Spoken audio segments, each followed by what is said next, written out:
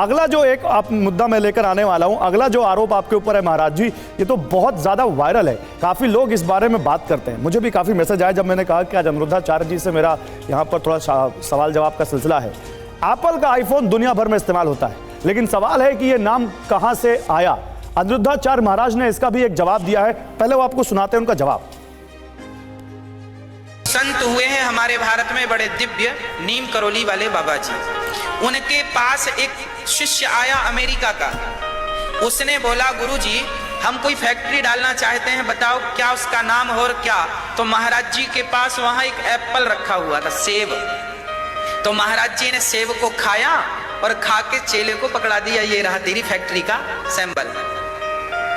बस खाया हुआ एप्पल महाराज जी ने दिया उस अमेरिका के शिष्य को। उसने उस खाए हुए एप्पल को इतना बड़ा ब्रांड बना लिया कि आज पूरी दुनिया में सबसे बड़ा ब्रांड है उसका। और अब महाराज जी पर इससे जुड़ा सवाल, क्या अनिरुद्धाचार्य जी महाराज ने बिना तथ्यों को जाने भक्तों को एप्पल कंपनी की कहानी सुनाई? ये सवाल है उनके ऊपर, क्या अनिरुद्धाचार्य जी महाराज ने बिना तथ्यों को जाने भक्तों को एप्पल कंपनी की कहानी सुनाई?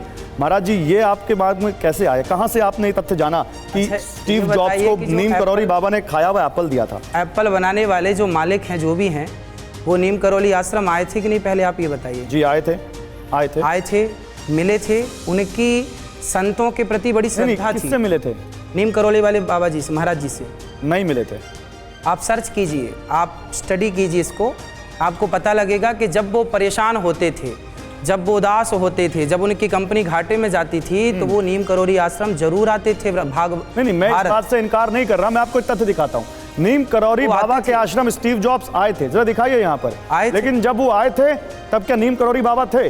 क्योंकि भाई तथ्य ये कहते हैं कि नीम करोली बाबा की 1973 में वृंदावन में मृत्यु हो गई थी। अच्छा। और स्टीव जॉब्स 1974 में नीम करोली के दरबार गए थे।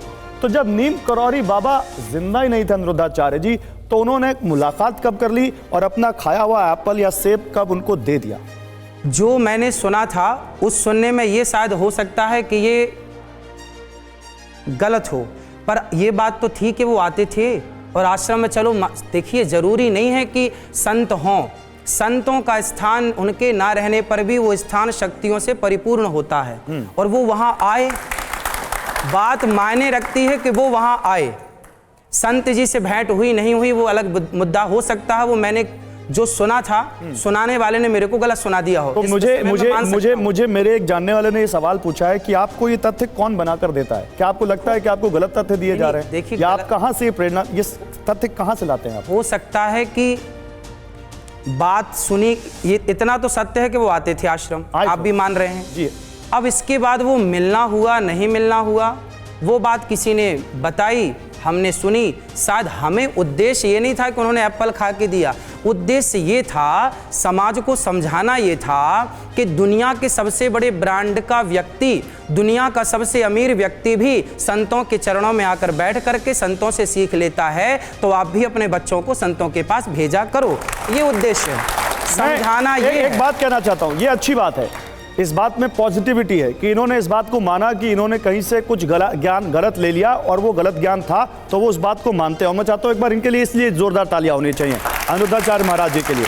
लेकिन ये वो तथ्य मान रहे हैं कि ये गलत तथ्य था, और आप आगे से जब भी ऐसे तथ्य रखेंगे तो उनको चेक जरूर करेंगे अनिरुद्धाचार्य जी। बिल्कुल, आपकी बात से हम सहमत हैं। हाँ। परंतु हमारा उद्देश्य कहने का सिर्फ इतना है कि संतों से जो आजकल के बच्चे दूर हो रहे हैं, इसी से वो संस्कारहीन हो रहे हैं।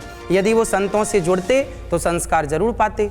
ठीक है, एक आपके सामने एक और यहाँ पर इल्जाम चलेगा, इल्जाम है आपके ऊपर। अच्छा, एक महिला कुछ पूछना चाहती है, एक मिनट मैं चाहता हूँ उनका नाम जरूर। आप भी कुछ पूछना चाहते हैं? महाराज जी आपकी फैन फॉलोइंग बहुत तगड़ी है, हमारे स्टूडियो में भी लोग लगातार आपसे पूछना चाहते हैं। जी बोलिए। सर मैं ये पूछना चाहती हूँ कि सारे संत नीम करोली बाबा जैसे नहीं हो सकते। आपने बोला ना कि संतों से जुड़ना चाहिए। हाँ। पर आप इस बात से अग्री करते हो कि सारे संत नीम करोली बाबा के जितने हम उनको नहीं, हर कोई उतने प्योर नहीं हो सकते। तो हर आदमी वो एप्पल वाले मालिक भी तो नहीं हो सकते। क्या बात है जी, बोलिए क्या कह रहे हैं आप? आगे आइए, बताइए। आचार्य जी से सवाल है, उन्होंने अभी स्वीकार किया, जोर से बोलिए। उन्होंने स्वीकार किया, माइक दे दी। उन्होंने स्वीकार किया कि उन्होंने ये बात कहीं सुनी हुई थी। तो क्या आपको लग नहीं रहा आप आस्था के नाम पे अंधविश्वास को बढ़ावा दे रहे हैं? लाइए, इसमें क्या अंधविश्वास है बेटा? आखिर वो आदमी पहुंचा तो ना आश्रम में, इसमें अंधविश्वास क्या है? हम आपसे कह रहे हैं कि बेटा माँ बाप की सेवा करो, हम कह रहे हैं कि अपने माँ के पाँव दबाया करो, तंबाकू ना खाया करो, सिगरेट ना पिया करो, शराब ना पिया करो, तो क्या ये बताना अंधविश्वास है? और जो खुलेआम गुटखा बेच रहे हैं वो बड़े अच्छे हैं। ठीक है, अब नहीं तर्क वितर्क नहीं, एक मिनट, ये आप क्या बोल रहे हैं, बोलिए। जो आपने बात करी मर्यादा की, जो आप लोगों को चीज़ें बताते हैं उसकी भी कोई मर्यादा होनी चाहिए कि नहीं? कि ऐसा है कि आप कुछ भी बोल दें और लोग, क्योंकि लोग आपको सुनने आते हैं। ठीक है, बताइए। कुछ भी नहीं बोला जाता। अभी एक सवाल का जवाब दे, एक सवाल। कुछ भी नहीं बोला जाता, जो तथ्य होते हैं वो बोले जाते हैं, शास्त्रोक्त जो बातें बोली जाती हैं। हाँ, समझाने के लिए समझाने का तरीका अलग हो सकता है, समझाने के तरीके में अंतर आ सकता है, पर भाव में अंतर नहीं आ सकता। उद्देश्य तो अपने सिद्धांत को पुष्ट करना है।